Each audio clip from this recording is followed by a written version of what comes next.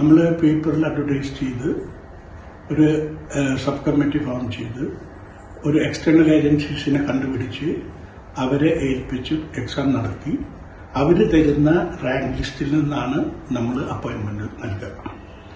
അന്ന് 3 പിയുനും 3 വാച്ച്മാനും വേണ്ടിയിട്ടാണ് നമ്മൾ ലിസ്റ്റ് പബ്ലിഷ് ഇത് കൊടുത്തത്.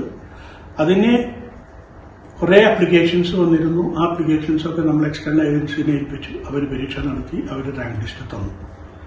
ആ റാങ്ക് ലിസ്റ്റ് തന്ന് ഒരു 3-4 ദിവസം കഴിഞ്ഞപ്പോൾ അന്നത്തെ DCC പ്രസിഡന്റും MLA-യും ആയിരുന്ന ശ്രീ IC ബാലകൃഷ്ണൻ ഒരു എമർജൻസി മീറ്റിംഗ് ഉളകപ്പാറ വെച്ച് കൂടി. ആ മീറ്റിംഗിൽ എന്നോടുകൂടെ പങ്കെടുക്കണമെന്ന് പറഞ്ഞ സ്ഥിതിക്ക് ഞാൻ ആ മീറ്റിംഗിൽ പങ്കെടുത്തു. ആ മീറ്റിംഗിൽ വേറെ അജണ്ടകളൊന്നും ഉണ്ടായിരുന്നില്ല.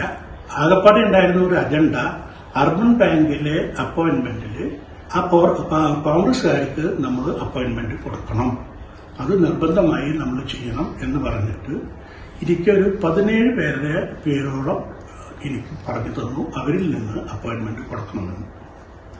ഞാൻ കൊടുക്കാമെന്നോ കൊടുക്കില്ല എന്ന് പറഞ്ഞില്ല. കാരണം ഞാൻ ഈ ലിസ്റ്റ് പഠിച്ചിട്ട് വേണം അത് ചെയ്യാനായിട്ട്. ഞാൻ വന്ന് ആ ലിസ്റ്റ് നോക്കുമ്പോൾ നമുക്ക് ഒരു കാരണവശാലും അതിലെ ആർക്കും അപ്പോയിന്റ്മെന്റ് കൊടുക്കാൻ പറ്റാത്ത സ്ഥിതിയായിരുന്നു. കാരണം എല്ലാവരും റാങ്കിൽ വളരെയധികം പിന്നോക്കായിരുന്നു. അതുപോലെ തന്നെ 1-2 പേർ ലിസ്റ്റിലും ഉണ്ടായിരുന്നില്ല. അപ്പൊ അവർക്ക് അപ്പോയിന്റ്മെന്റ് കൊടുക്കാൻ പറ്റാത്ത കാരണം അന്നത്തെ സഹകരണ ഇതിലെ കൺവീനറായിരുന്ന ശ്രീ PV ബാലചന്ദ്രനോട് ഞാൻ പറഞ്ഞു, ഇങ്ങനെ എനിക്കൊരു ലിസ്റ്റ് തന്നിട്ടുണ്ട്, അതിൽ നിന്ന് അപ്പോയിന്റ്മെന്റ് കൊടുക്കണമെന്നാണ് പറയുന്നത്. ഇത് നോക്കിയപ്പോൾ ഒരാൾക്കും കൊടുക്കാൻ പറ്റില്ല. അതുകൊണ്ട് എനിക്ക് ഇത് മുന്നോട്ട് കൊണ്ടുപോകാൻ സാധിക്കില്ല. നിങ്ങൾക്ക് വേണമെങ്കിൽ എന്നെ ചെയർമാൻ സ്ഥാനത്ത് മാറ്റി തൽക്കാലം എപ്പോഴായാലും വേറൊരു ചെയർമാനെ അപ്പോയിന്റ് ചെയ്തിട്ട് നിങ്ങൾക്ക് അപ്പോയിന്റ്മെന്റ് കണ്ടിന്യൂ ചെയ്യാമെന്ന് പറഞ്ഞു.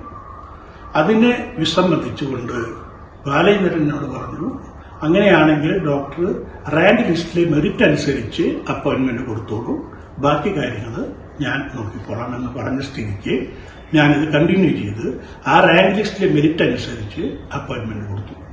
ആകപ്പാടെ ഞാൻ ചെയ്ത തെറ്റ് എന്താണെന്ന് എനിക്ക് തോന്നുന്നത്, KPCCയുടെ മുമ്പിൽ അവർ പറഞ്ഞ ലിസ്റ്റിൽ നിന്ന് ഞാൻ ആളുകളെ കയറ്റിയില്ല എന്നുള്ളതാണ് എന്റെ ഒരു തെറ്റ്.